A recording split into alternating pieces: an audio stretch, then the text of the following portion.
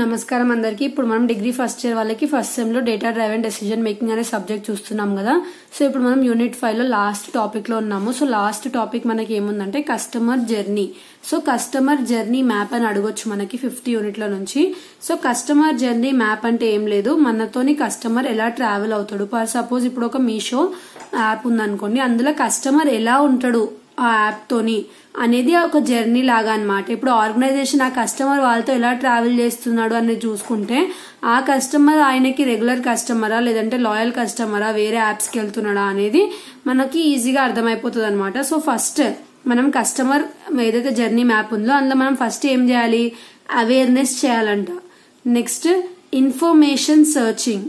Next third point supplier shortlisting, quotes, pricing and negotiation, ordering, delivery, post sales support, finance, invoicing. So ఇక్కడ మనకి ఏంటిదంటే first ఇప్పుడు Meesho app ఉంది అనుకోండి, ఇప్పుడు ఒక యూజర్ ఉంది అనుకోండి, మీషో యాప్ ఉంది, ఒక యూజర్ ఉన్నాడు అనుకోండి. సో ఈ యూజర్ కి ఫస్ట్ ఈ యాప్ గురించి తెలియాలి, అదే మనకి అవేర్నెస్.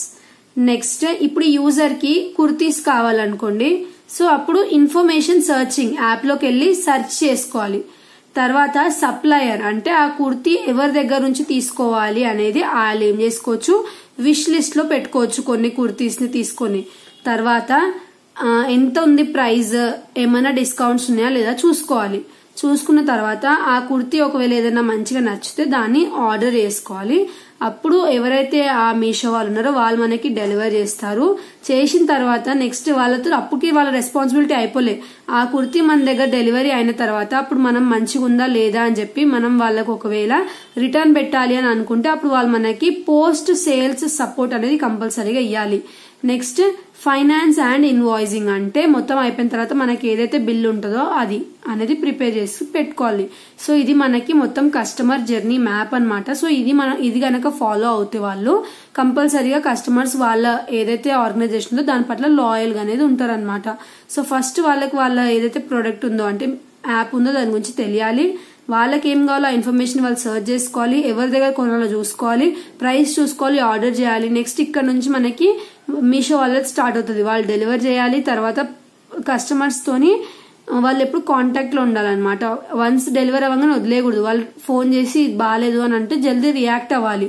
లైట్ తీసుకుంటే ఏమైతే నెక్స్ట్ టైం వాళ్ళు ఇంకా యాప్ నుంచి కొనరు. చేసిన తర్వాత లాస్ట్ కి ఇన్వాయిసింగ్ చేయాలి. సో ఇది మనకి కస్టమర్ జర్నీ మ్యాప్ అన్నమాట. సో దీని వల్ల బెనిఫిట్స్ ఏంటిది, understanding customers better and more, optimisation of the customer onboarding process, customer experience rating to set up the quality required by them, identify the buyers persona and differences as they move through the buying funnel that is prospect to sales, creating a logical order to buyers journey. So ఇవన్నీ మనకి ఏంటివి benefits అన్నమాట. అలా customer ఏదైతే journey map ఇప్పుడు మనం చూసామో అది maintain చేయడం వల్ల. సో ఇక్కడ మనకి స్టేజెస్ ఉన్నాయి కస్టమర్ జర్నీ మ్యాప్ వి. సో ఫస్ట్ మనకి ఏముండాలి, క్లియర్ ఆబ్జెక్టివ్ అనేది ఉండాలి. సో క్లియర్ ఆబ్జెక్టివ్ అనేది మనకు ఉంటేనే అప్పుడు మనం కస్టమర్ ని లాయల్ కస్టమర్స్ మనం హోల్డ్ చేయగలుగుతాం అనమాట.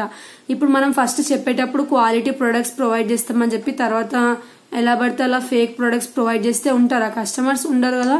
సో అలానే మనం ఏదైతే ప్రొడక్ట్ ప్రొవైడ్ చేస్తున్నామో, మనం ఏదైతే గ్యారంటీ ఇస్తామో, ప్రామిస్ చేస్తున్నామో దాన్ని ఫుల్ఫిల్ చేసుకోవాలి. Next understand customer requirements. ఇప్పుడు కస్టమర్ కి కుర్తీ కావాలంటే మనం వెళ్ళే వాళ్ళకి బ్లూటూత్ అలాంటివి ప్రొవైడ్ చేస్తే ఇంట్రెస్ట్ చూపిస్తారా, ఇమీడియట్ గా యాప్ ని తీసేసి వేరే యాప్ ని వేసుకుంటారు. సో అలా కస్టమర్ నీడ్స్ అంటే వాళ్ళ రిక్వైర్మెంట్స్ ని బట్టి మనం చేంజ్ అవ్వాలి. Start mapping the customer journey.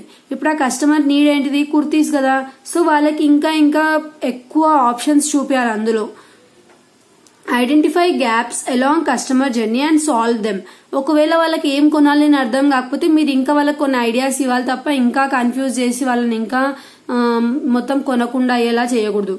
Potential pain points like credit card, debit card. So ఇప్పుడు మనకి ఏంటంటే ఇది కుర్తీ సెలెక్ట్ చేసుకున్న తర్వాత పేమెంట్ చేసేటప్పుడు కొన్నిసార్లు ఏమవుతుంది, కార్డ్ యూజ్ చేస్తే లేదంటే ఆన్లైన్ పేమెంట్ చేస్తే ఇంత డిస్కౌంట్ వస్తుంది, అలా ఆఫర్స్ అనేటివి ఇవ్వాలి. సో దట్ కస్టమర్స్ వాళ్ళు అట్రాక్ట్ అయ్యి ఏమవుతారు, మనతో పాటు ఉంటారనమాట. అంటే లాయల్ గా ఉండి ప్రొడక్ట్ అనేది పర్చేస్ చేస్తారు. ఇప్పుడు క్యాష్ ఆన్ డెలివరీ పెట్టుకుంటే ఏమవుతుంది, కొంతమంది మధ్యలో రిజెక్ట్ చేయొచ్చు. అదే ఇప్పుడు మనం ఎప్పుడైతే ఆన్లైన్ పేమెంట్ చేసేస్తే కంపల్సరీగా తీసుకుంటారు వాళ్ళు. ఎందుకంటే మళ్ళీ పేమెంట్ ఒకవేళ వాళ్ళు ప్రోడక్ట్ క్యాన్సిల్ చేస్తే రీబ్యాక్ రావడానికి పేమెంట్ 6 to 7 days తీసుకుంటది కదా. సో అన్ని డేస్ వాళ్ళు వెయిట్ చేయలేరు కదా. సో తప్పనిసరిగా ఏం చేస్తారు, ప్రొడక్ట్ తీసుకుంటారు.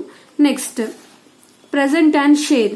సో ఇప్పుడు ఒకసారి వాళ్ళు ఏదైతే కొన్న ప్రోడక్ట్ ఉందో ఆ కొనేసిన తర్వాత వాళ్ళ ఇన్ఫర్మేషన్ ఏదైతే ఉందో మనం ఏం చేయాలి, స్టేక్ హోల్డర్స్ తోని షేర్ చేసుకోవాలన్నమాట. సో దట్ టెస్టెడ్ ఇంకా అప్డేటెడ్ అవుతుంది ఎవ్రీ 6 months కి. అది ఇప్పుడు మనకి ఇది ఏంటిది, ఒక కస్టమర్ ని మనం ఎలా మెయింటైన్ చేసుకోవాలి, వాళ్ళని మన ఆర్గనైజేషన్ నుంచి పంపించకుండా, లేదంటే వాళ్ళు కంటిన్యూగా మన దగ్గరనే పర్చేస్ చేసుకుంటూ మన దగ్గరనే లాయల్ ఉండేలా చేసుకోవాలంటే వాళ్ళకి ఎలాంటి ఆఫర్స్ ఇవ్వాలి అనేది చెప్పడానికి మనకి ఇక్కడ కొన్ని ఆబ్జెక్టివ్స్ లైక్ స్టేజెస్ ఇచ్చినారనమాట.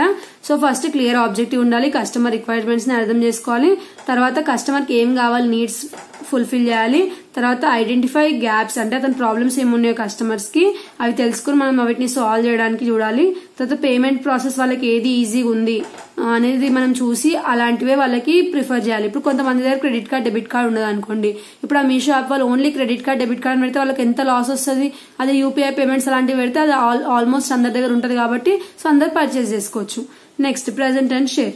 సో ఇది మనకి 5th యూనిట్. సో ఇక్కడతో ఈ సబ్జెక్ట్ ఎక్స్ప్లెనేషన్ అయిపోయింది. సో నెక్స్ట్ వీడియోలో నెక్స్ట్ సబ్జెక్ట్ స్టార్ట్ చేద్దాం. Thanks for watching.